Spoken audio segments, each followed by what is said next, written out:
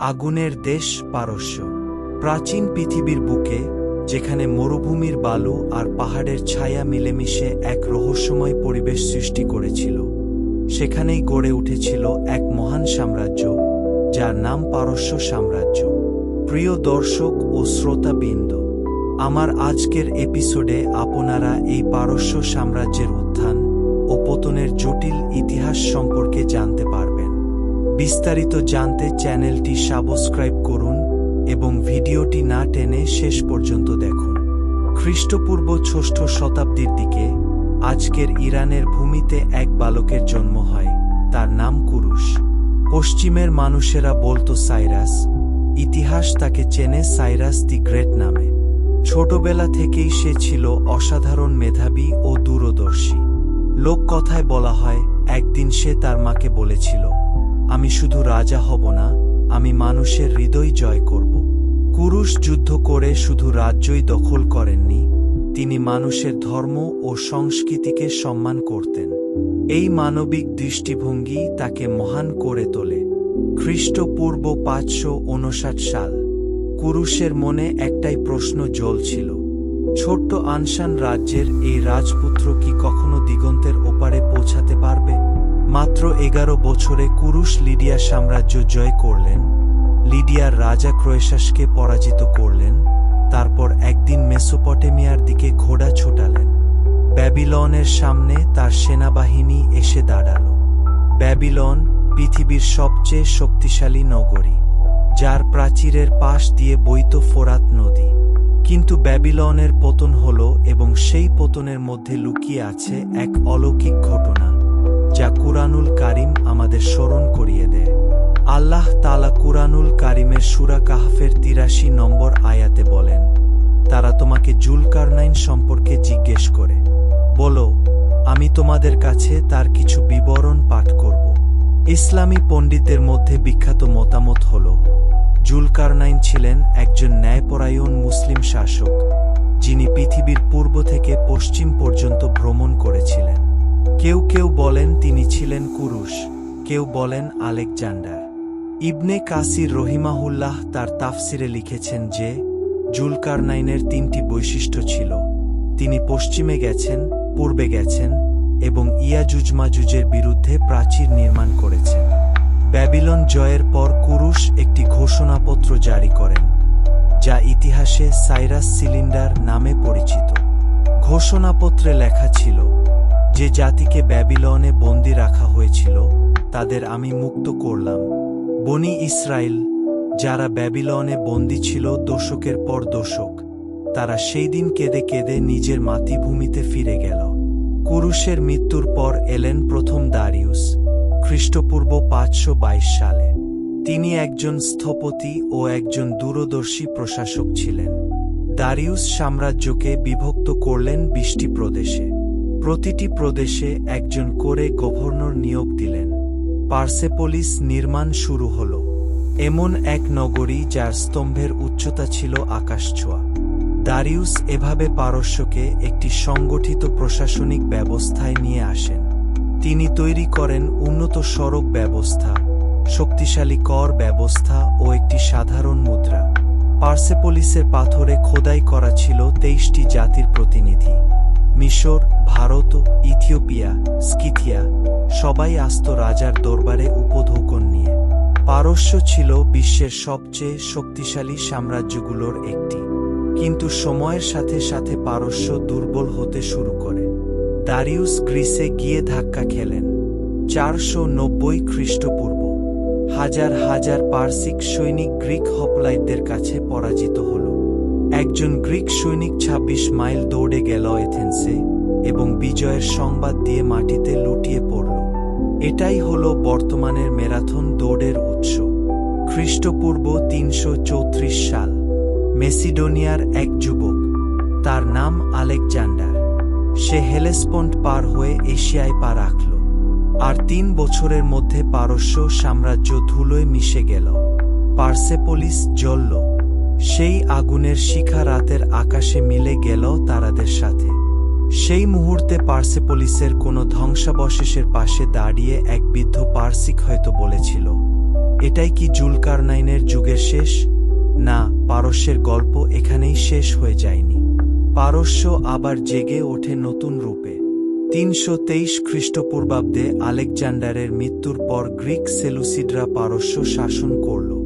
তারপর এলো পার্থিয়ানরা। কিন্তু ২২৪ খ্রিস্টাব্দে এক পারসিক যুবরাজ বিদ্রোহ করলেন। তিনি পার্থিয়ান রাজাকে যুদ্ধে পরাজিত করলেন এবং ঘোষণা করলেন, পারস্য আবার উঠবে। আহুরামাজদার নামে শুরু হল সাসানিড যুগ, পারস্যের ইতিহাসের সবচেয়ে গৌরবময় অধ্যায়। সাসানিড রাজারা নিজেদের বলতেন শাহানশাহ, অর্থাৎ রাজাদের রাজা।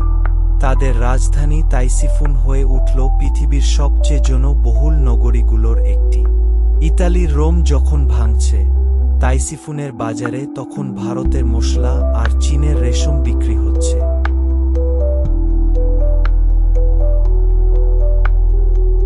এবার কুরআনের একটি অসাধারণ ভবিষ্যৎবাণী। সময়টা তখন ৬১৪ খ্রিস্টাব্দ। পারসিক সৈন্যরা জেরুজালেম দখল করল, কনস্টান্টিনোপলের দিকে এগিয়ে গেল। রোমান বা বাইজান্টাইন সাম্রাজ্য মুখ থুবড়ে পড়ল। মক্কার মুশরিকরা খুশি হল।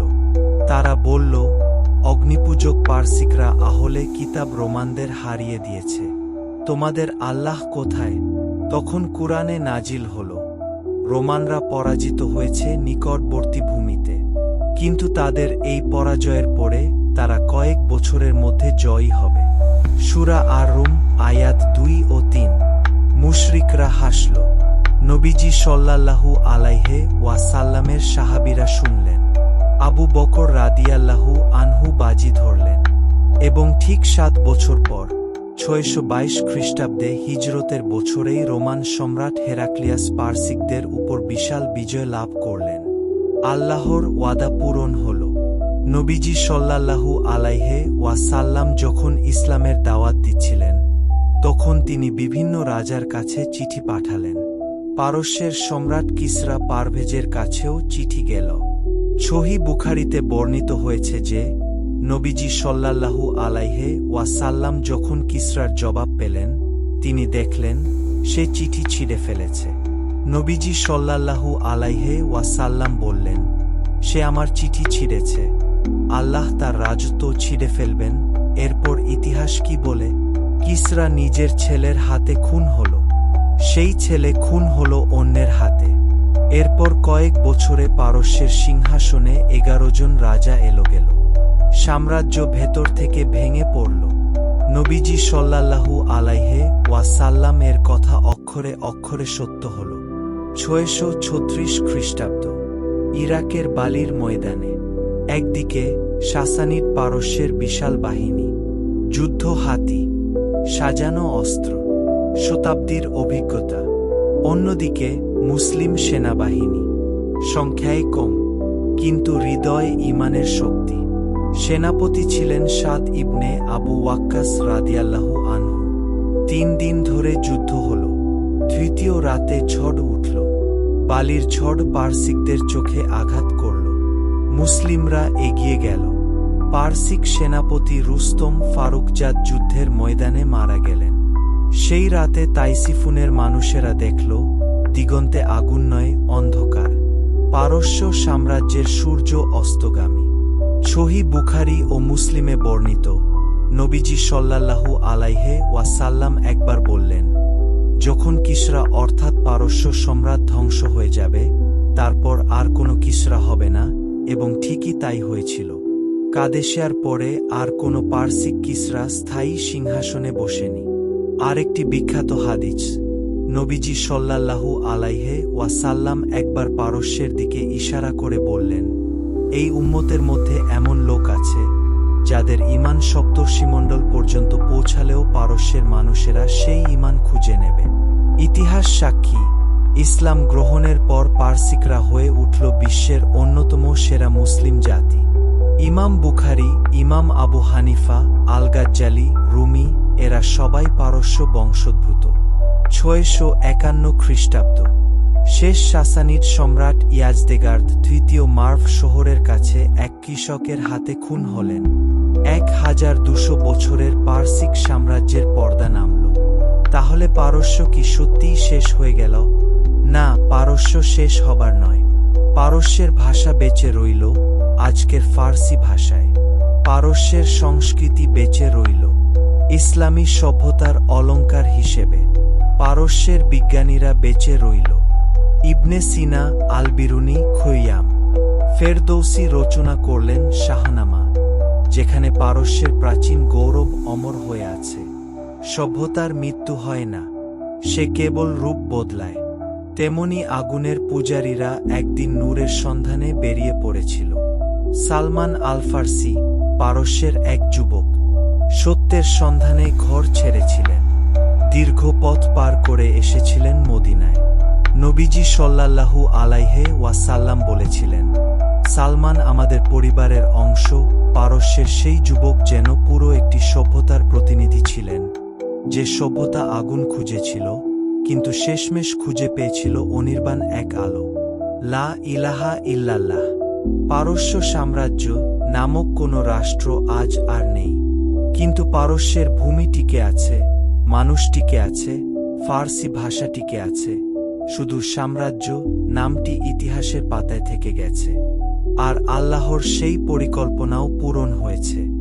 আগুনের পূজারীদের সেই ভূমিতে দাঁড়িয়ে আছে ইসলামী প্রজাতন্ত্র ইরান, যেখানে আজ বাস করে পৃথিবীর অন্যতম বৃহৎ মুসলিম জনগোষ্ঠী। প্রিয় দর্শক ও শ্রোতাবৃন্দ, পারস্য সাম্রাজ্যের উত্থান ও পতনের ইতিহাস কেমন লাগলো কমেন্টে জানান। ভিডিওটি ভালো লাগলে লাইক ও শেয়ার করুন। আর এরকম ঐতিহাসিক শিক্ষামূলক ভিডিও সহজে পেতে চ্যানেলটি সাবস্ক্রাইব করে সাথেই থাকুন। ধন্যবাদ।